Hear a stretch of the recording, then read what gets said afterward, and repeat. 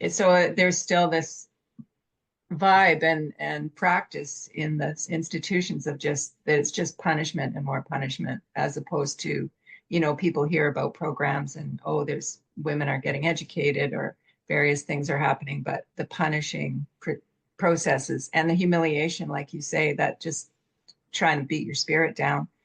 Yeah, Um, it's yeah. definitely there. And yeah, yeah, it's the like corrections for years, not to go like a bit more history, obviously, it was modeled around men. Yes. So for years, the women were just, any sort of assessment they were done, it was modeled around the male model.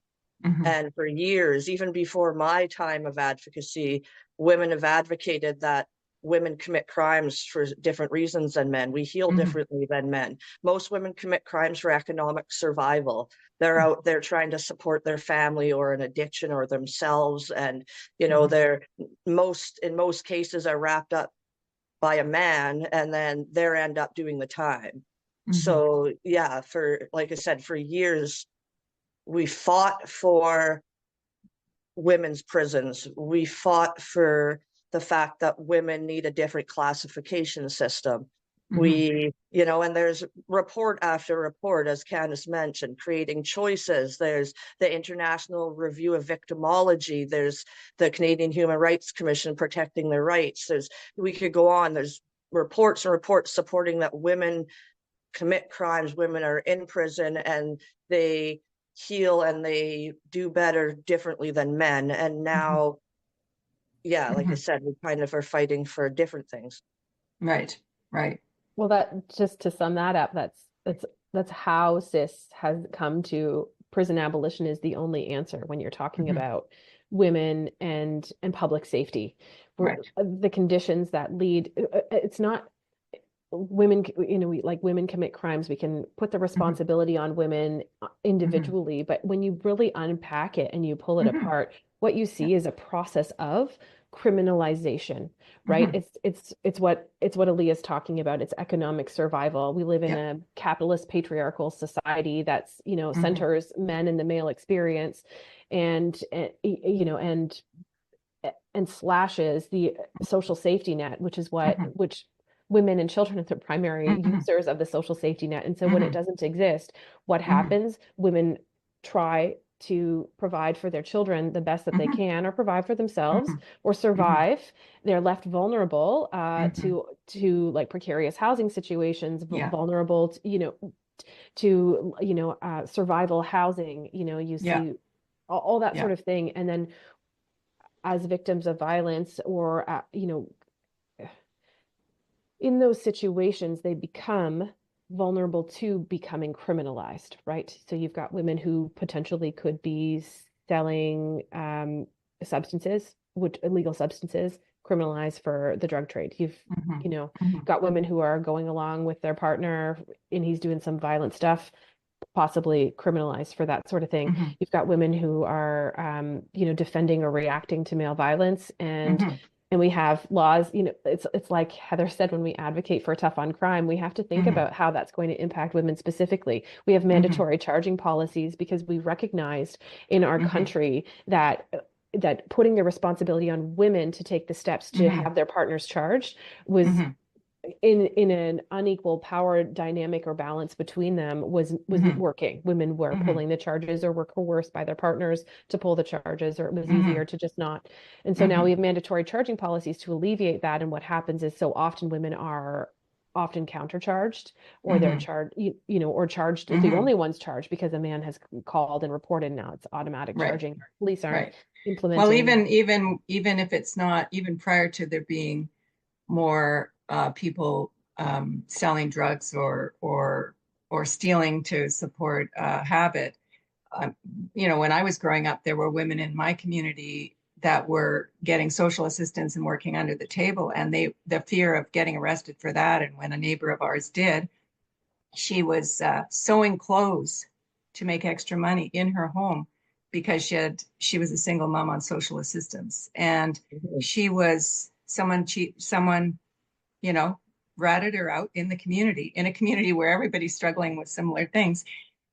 she was in the paper and she was charged and criminally charged. So even as things as basic as, it's getting food for the kids or clothes for the kids can Well, be a crime because your income's too low, right?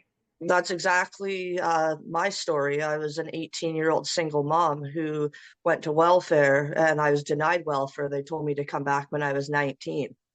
I had no other, I handed out 100 resumes. I tried to Mhm. get jobs. I was desperate. So I committed crimes to support my son and I ended up Mhm. with 5 years in prison over it. And, that, again, leads into societal problems Yeah. where how is a mom just left Mhm. with no choices? It's a crime to be poor. It's a crime. Exactly. Yeah. Well, Yeah. it's that's the whole process of criminalization. So Yeah. it's like it's public safety to support the Yeah. community, right? To Yeah. have a Exactly. robust social safety net. And if That's we had right. had something like that without these punitive, it's interesting too to hear you, Chris, talking about, like this sort of tattling and the surveillance that goes along, because even some of what Heather was talking about, like I want to just tie what you were talking about, this woman being surveilled, with what Heather was Mhm. talking about in terms of being stripped every time she went from one place of the jail to Mhm. another place of the Mhm. jail. Mhm. And Aaliyah being like stuck or punished in maximum security and Mhm. serving like consecutive months in a place like that. um, Prison often, the not often, prison is a replication and a concentration of our sexist and misogynist society. So Mhm. the Mhm. conditions that women live under in a Mhm. sexist and misogynist society, being subject to that kind of surveillance or punitive restrictions, or having to jump through hoops to get access to the basic Mhm. necessities to survive, Mhm. being subject to sexual violence. I would call strip Mhm. searching sexual assault. Mhm. I know that that's a strong term, but I would use it, Mhm. and I unapologetically, being Mhm. subject to that all happens in the prison environment as well, and it's state sanctioned, right? And Right. so women living in the prison environment end up having to going to prison is not healing for women. No. No, No. it's just a further, Yeah. yeah, state sanctioning of the type of Yeah. So inequality that they it's an experience. extreme picture of how a Yeah. lot of marginalized women are already suffering in the society, and then when in the prison, it's more intense, more extreme, and more punitive. Yeah. Um, well, I'd like to move to talk about, since the federal government passed Bill C-16 to amend the Human Rights Act and the Criminal Code, and then amended, also added on gender identity and gender expression, whatever that means, to the Charter of Rights and Freedoms. And then can you talk about what changed for women in prison after that? The Liberal government decided that gender identity should be considered in moving people to prison. Do you want to talk about that a bit, Heather? Yeah, so when all of that was passed, I was actually in Grand Valley here in Ontario, and I remember watching it on the news, and that's how I found out that they were going to transfer men who identified as women into women's prisons. The prison never notified us of Right. that. I knew that there were like, certain cases where men who had had surgery and had been living a long time as the opposite sex, that they would be in women's prisons, but it was few and far in between. Um, I think like the biggest issues that I saw, and I was fortunate because I got out of there before it started getting really bad, but I did have like some experiences with it, especially in provincial jail as well. But the biggest concerns that I saw were like sexual harassment, sexual assault, being like almost like paranoid, but they're not paranoid. They are because they think that they're being watched, or they don't feel secure walking from the shower to their room, or they don't feel safe being alone in certain places with them, also being exposed. There's quite a few women who were reported that that these men were exposing themselves to them.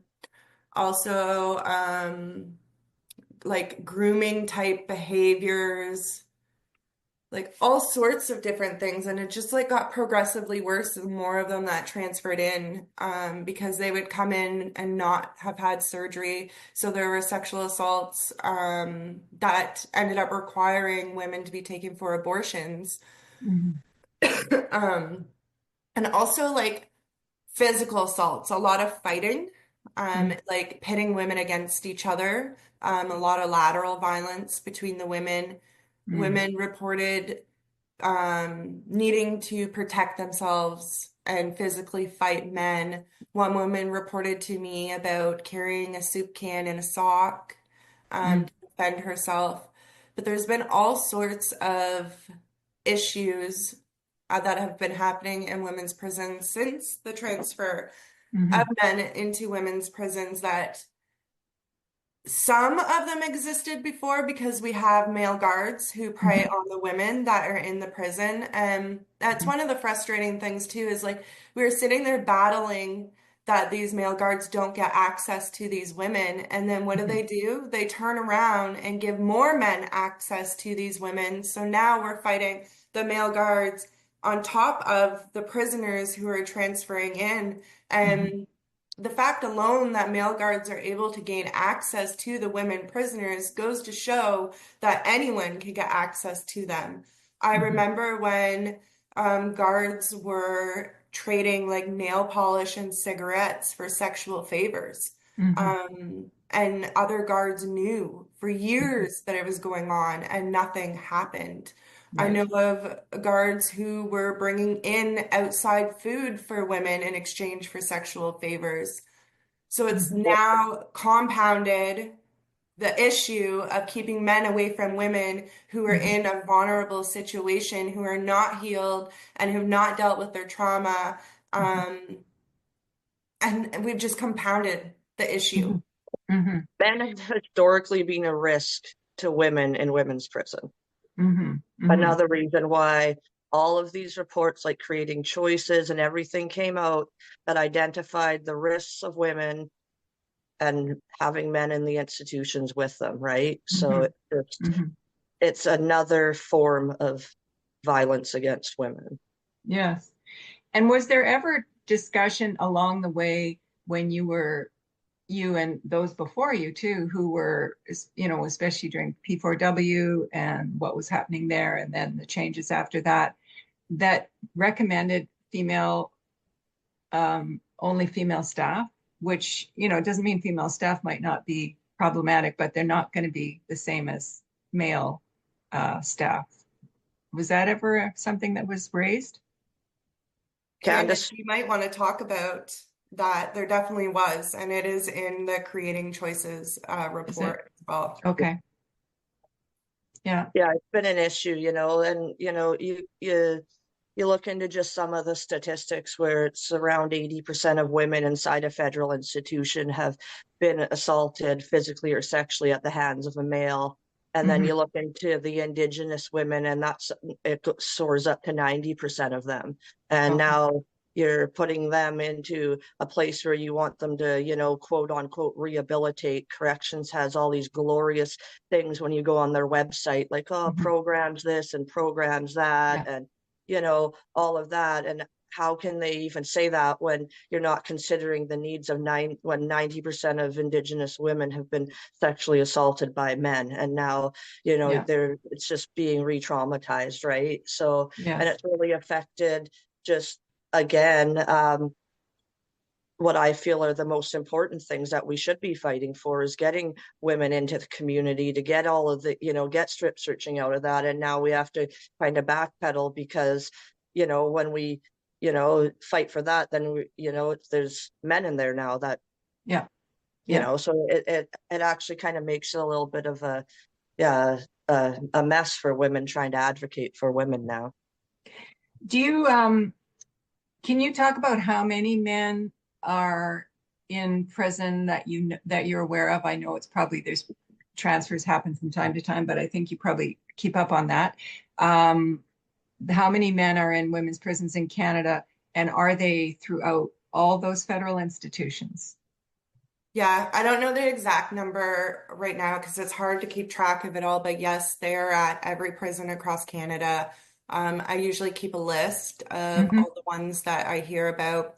And Hmm. it's very hard to track them because they are allowed to legally change their name, Right. which you have these men who have committed sex offenses and who are a danger to the public, yet you allow them to change their legal name.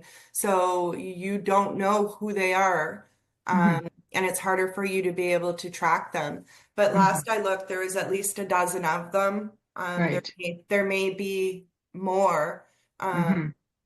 but I wanted to go back to how you were talking about if there was ever a fight about just having female correctional officers. And I didn't know if Candace wanted to speak on that because there is the cross monitoring report and stipulations placed on male guards. And there was also a court case where the male guards won based on sex discrimination. So they won the right to be able to work in women's prisons, which I think is kind of ironic because they recognize what sex was then.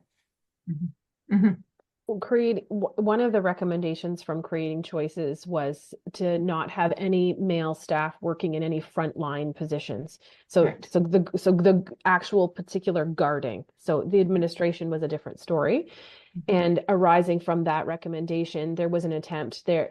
CSC had consulted with outside women's organizations and prison advocates, and they developed the cross-gender monitoring protocol, is what it's called. Mm. And we use,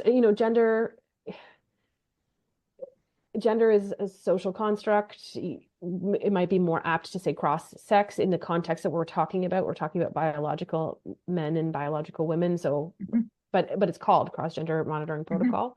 Mhm. And so CSC has policies that require them that they're not permitted to have two men uh, doing rounds at the same time. So when they're going in and out of the women's houses. So Mhm. remember we talked about how they're in like that history piece about how all the women Mhm. are incarcerated in houses. Mhm. They have to do rounds and they have to do count a number of times a day, and they're not supposed to have two men. Two It's men. supposed to be two women or a man and a woman doing that. Mhm. Mhm. Um, and the idea was that it would cut back on sexual exploitation of women by male Mhm. guards, although Aaliyah's, described situations that she knows about. And we have very recent examples in at least 3 women's prisons in the last 5 years, 5 or 6 years, of male guards sexually assaulting or sexually exploiting a number of women. So Mhm. at least in GVI, Nova Institution, and Mhm. I can't remember if it was Edmonton or Fraser the Valley Healing Lodge. Institution. Fraser Valley, okay, but I think one of the prairies too. So Healing Lodge. the Yep. Healing Healing Lodge. So that's 4. And when I say that, I mean, since we started to revive CIS, we've known about those in or around that time in Mhm. 2019. So I don't know of any current cases, but that doesn't mean that it's not happening. It happens all the time. So Mhm. women's, Mhm. like threat to women's bodily safety or sovereignty or Mhm. freedom from having to be like a sexual play toy or something is under threat all the time if there's Right. a man doing frontline work in a women's prison. Right. Right.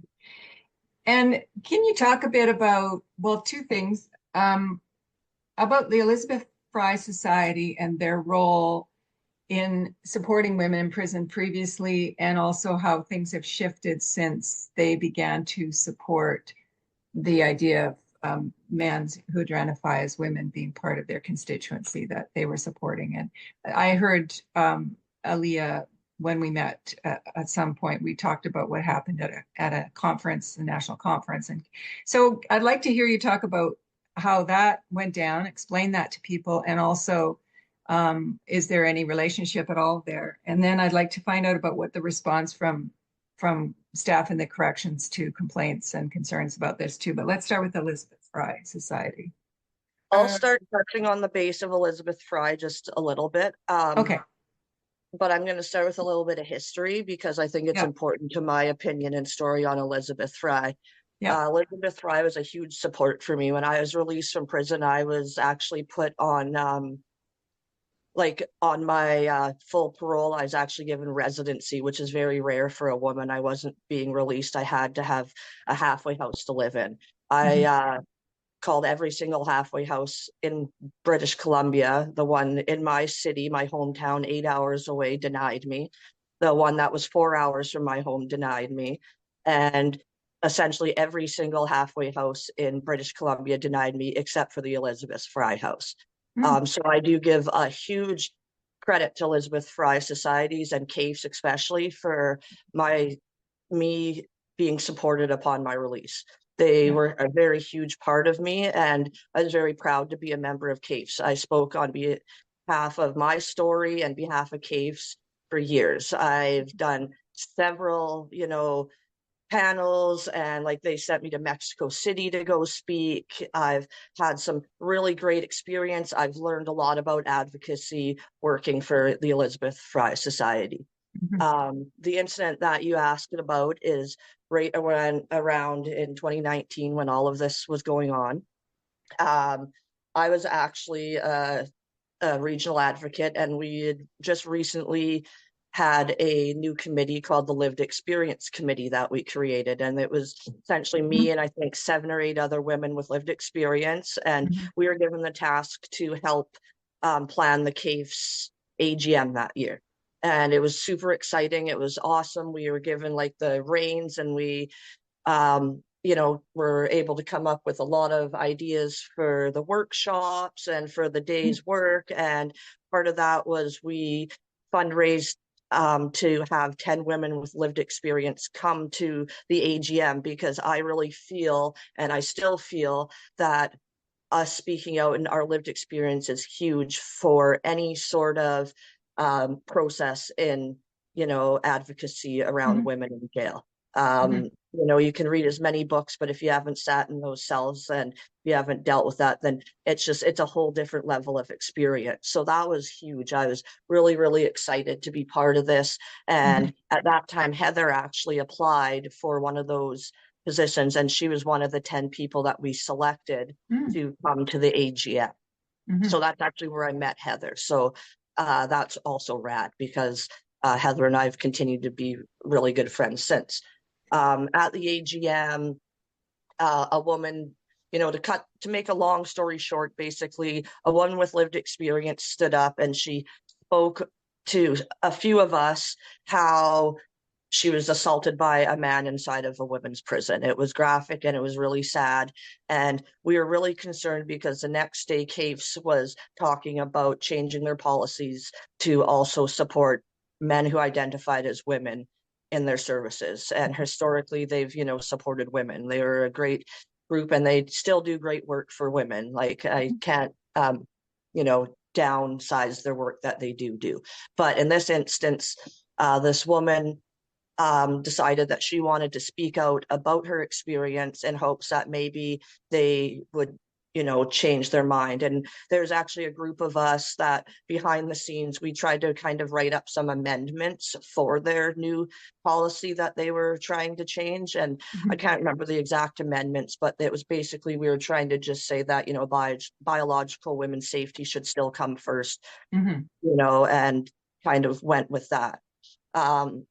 The next day she spoke at the AGM, and she was basically greeted with really hushed silence, and you could like cut the awkwardness with a knife in that room. And there was staff member from across Canada in there, and the woman left in tears, and the room started erupting in comments like, well, that's really transphobic, and trans women are women too. And her feelings were kind of left unmet, and the policy was passed. At that time, I felt that, I couldn't support what CAFES had just passed. And shortly after, I decided to step down from being a regional advocate with from CAFES. So that was kind of my leaving of them and what kind of happened through there. And I guess just to kind of conclude my story, the thing that kind of struck me that really it was hurtful, I guess, is for the last, 10 years prior to that, I'd spoken a lot, and all those women that kind of always were like, oh, your story's amazing. And, they'd always hug me and made me feel welcomed in caves as part of the family, even though I was someone with lived experience and they were not. They wouldn't even Mhm. look at me after that. And, it was just, like I said, it was kind of a real crappy eye opener that now that the agenda has changed, my story doesn't fit it. And I felt like I, Mhm. wasn't valuable there anymore. Mhm. But Mhm. again, like I said, you kind of asked if there's a relationship. We don't have a super ongoing relationship. However, we do fight for the same thing. So we would obviously like to have a relationship with Case with maybe an understanding that we can agree to disagree on some things. Mhm. Because at the end of the day, like I've mentioned numerous times, all of this gender stuff aside, there's real issues that we need to be helping women with. Women need to be Mhm. out of prison. Women need to be in the communities with their Mhm. family. And these Mhm. are huge issues that Yeah. we need, and we shouldn't be fighting that women should be safe in these institutions that historically women have fought for years. And it was just in 1996 when these women institutions were opened, and it's not even 20 years later, and they have men in them. Not, and we're including Right. staff in that as well. Like I said, there is Right. an active investigation that I know of going on at Right. Fraser Valley Institution now with a man and several inmates there actually. So it's Right. happening, just it's men are an issue in women's safe spaces. Yes. And if Yeah. Heather or Can just want to add to that, that was kind of my take on what happened there at I, Caves. I just Mhm. wouldn't call a prison a safe space for women. And Exactly. I just That wouldn't too. call it that. But other Yeah. than that, I don't, there's nothing I need to add to what you had to say. Yeah. We did try to partner with Caves, well, with anybody really, in 2020 in the COVID restrictions, congregate settings. It was a huge represented what we thought was a huge opportunity Mhm. to try to get women out of prison on short term, like release options like medical releases or unescorted temporary absences, or Right. or parole by exception, or parole. You can be Right. paroled, day paroled to your own home. There's like Right. the way that the legislation was crafted Right. allows you to be day paroled, not to another halfway house, but to your own home. So we Right. had looked at doing some kind of an application like to like release women en masse, because the COVID actually at the beginning of COVID was highly concentrated in women's institutions in particular. And Mhm. I'm not sure what that was about, but like I said, women live in housing settings, not in individual cells or in Mhm. pod settings, typically, Mhm. not always, but Mhm. typically, Mhm. in women's prison. So we had reached out to a number of community groups, including Caves, Mhm. and it was a time that people were resource strapped, and we weren't able to partner, and we weren't able to do the work that we wanted to do there either. So, but we thought it would have been a really good application or a challenge to bring to women's like mass incarceration during a time when the risk to life and safety was pretty high at the very beginning of COVID, when it was impacting health so significantly. Right. Right. Um, what about the response if women complain about assaults, abuse, harassments from men? Who do they complain to if they do, if they're not afraid to? And what has the response been when people complain about inside about men in sharing space with them and the results of that? So a lot of the women can make a report to the correctional investigator. Hmm. Also make reports to the prison. They can contact EFRI, CAFES. If they do, I don't know if they do because I don't like we don't have access to their private reports, right? Right. A lot of the women do reach out to me. My name gets put around inside a lot of the prisons. Hmm. But typically I don't get contacted until they're released. They'll find Ah, me on X yeah. or Facebook. Yeah. So a lot of them end up reaching out to me, and then I try to write letters for them or tell their story, be their voice. Hmm. Um, I'm we are we're groomed inside to accept that these men are women and that we Hmm. must use she, her pronouns and we Hmm. must treat them like they're our best friends. Um, we're told and shown continuously that we don't have a choice to speak out about this. So I feel like a lot of the women don't speak out about it. Right, Then when reports are made, nothing usually tends to happen because they just cite their policy right. and say that Bill C-16 is Hmm. the result of this. I Hmm. have yet to see a positive outcome from reporting. Even a woman that we were working with, she had the courage to come forward and report what had happened to her, and she had one of them criminally charged with criminal harassment and sexual assault. Hmm. And the court system offered him a plea deal and said, if you plead guilty to criminal harassment, we'll drop the sexual assault charge against you.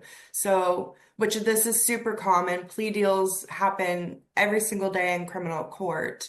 They want to make sure they can guarantee a conviction. Um, Hmm. so he pled guilty to criminal harassment and they dropped the sexual assault charge.